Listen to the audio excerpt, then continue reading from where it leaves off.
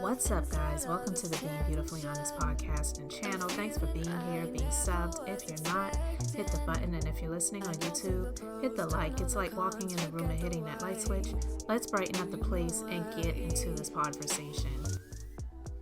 So the video vixen, formerly known as Superhead, who is now going by, which I wish she wasn't, because I don't know if this is her government name that she originally had, or she had a change to this. But she's going by Elizabeth Olvesen, and I'm like, really? You gotta have the same first name? But she spells it with an S, so whatever. But the Daily Beast is sharing some things that she had to say regarding her times with Diddy.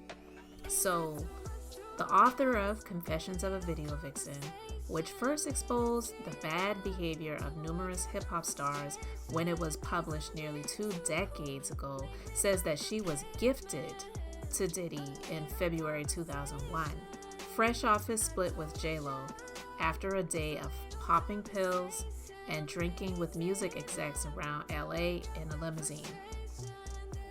In retrospect, I realized that I was given to him as a gift by another executive, she says in an interview with the Daily Beast.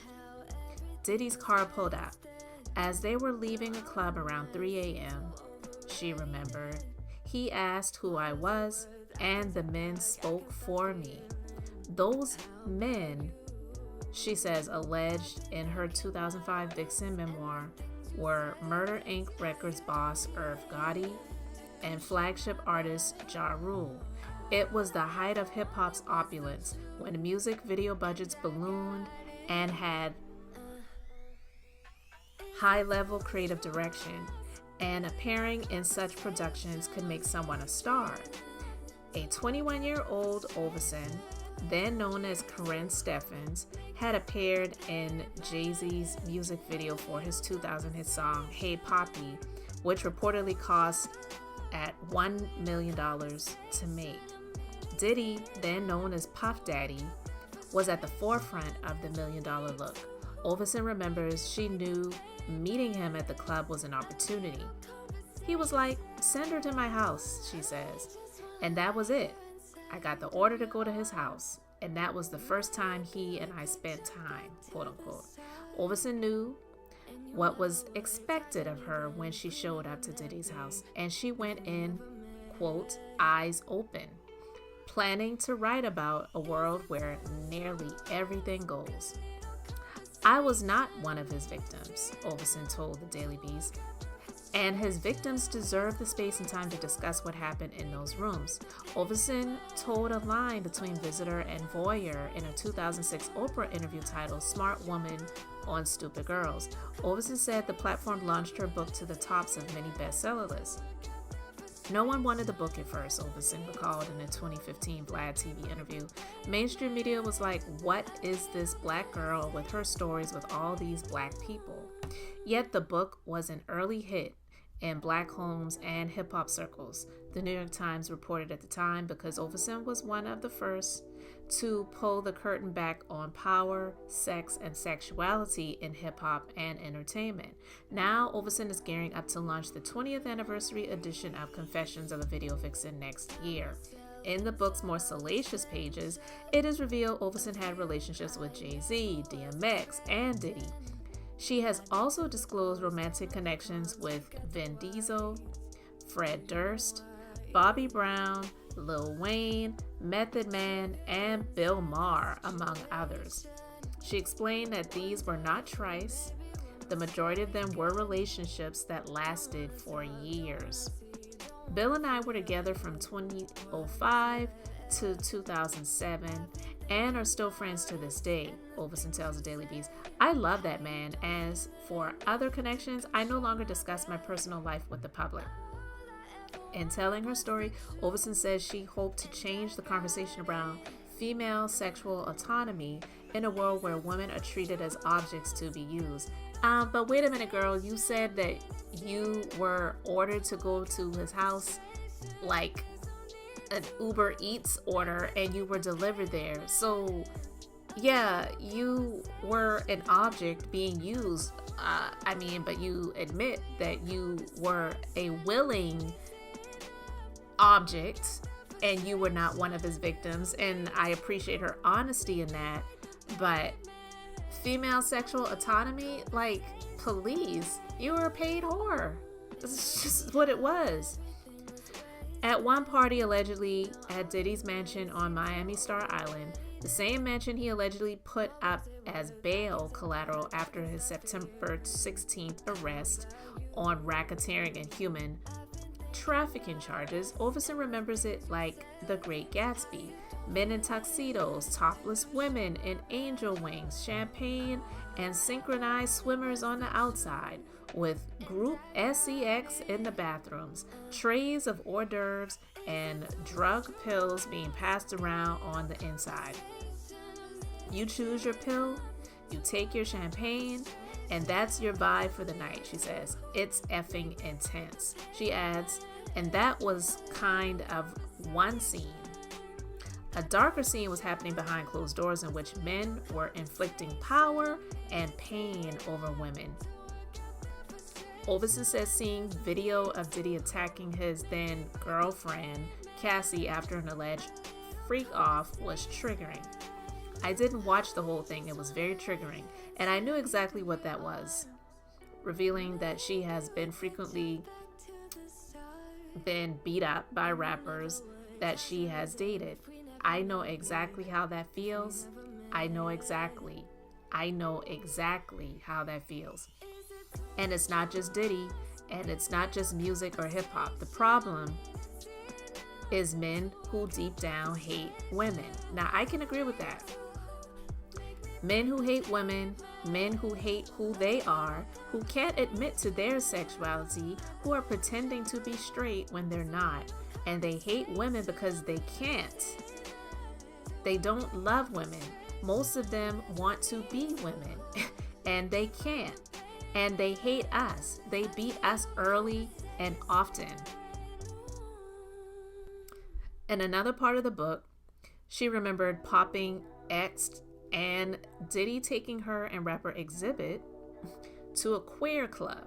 In another moment, Diddy allegedly warned the rapper, who she called a friend, that she was the type of woman who would have you, quote, on tape with fingers in your back hole.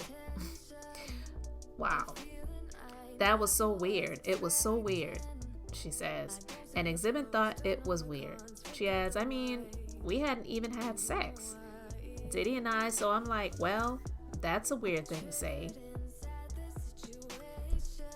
She says, one thing about those tables is they're going to turn. And honestly, it's women who turn them.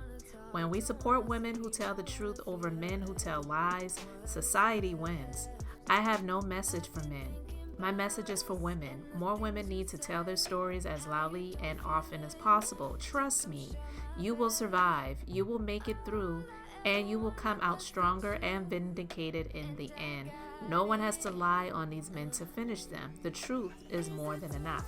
Now, while I will agree with her with that, when it comes to the truth being greater than lies, it isn't easy for a lot of these women to come out and tell the truth immediately. And that's why you have people like one of his victims who recently did the press conference with her attorney, Gloria Allred.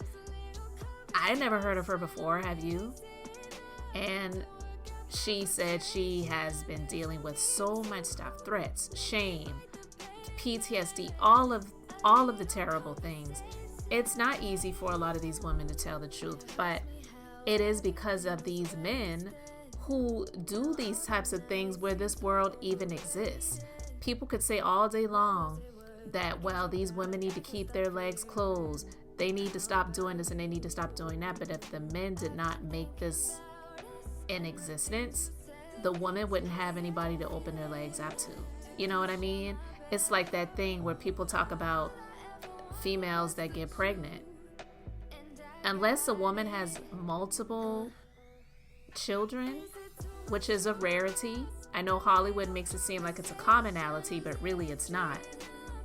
But unless someone has multiples in a pregnancy, you can only have a baby once every 9 months. A man could have 9 women pregnant in one day.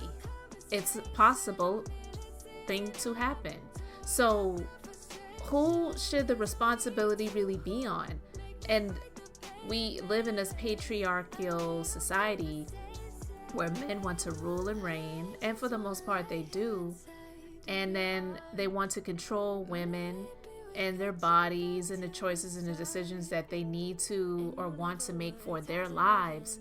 But yet, if it weren't for the men getting these women pregnant in the first place, they would not have to consider what they would have to do should they wind up pregnant with a child that they may not be ready to have, may not be able to afford to take care of, or mentally and physically and definitely emotionally not be ready to take on. But it's the way things are, and it just really goes deep. But overall, what she's basically saying is that I've been telling you all these things for years and nobody really wanted to pay attention. Yeah, you thought the book was entertaining and cool. I got my money. It was on the New York Times bestsellers list, but overall, people still weren't really listening and paying attention. And so it's not like now. Do you really want to pay attention now? I'm tired, but I'll go ahead and write another book for the anniversary of it. And I'll tell my story and make some more money, but I'm not going to let you people wear me out. So yeah, I mean, I don't even know if her real name was Karrine Steffans or if it was or is Elizabeth Olveson. I don't know what's real, but definitely what is real is the story that she has to share and the situations that she has experienced with a lot of these women-hating men. Flat out. So you all let me know your thoughts in the comments. Thanks for being here, liking and subscribing. I'm Beth, just being beautifully honest. So until next time, I wanted to keep it brief, beautiful, and I'm going to say bye.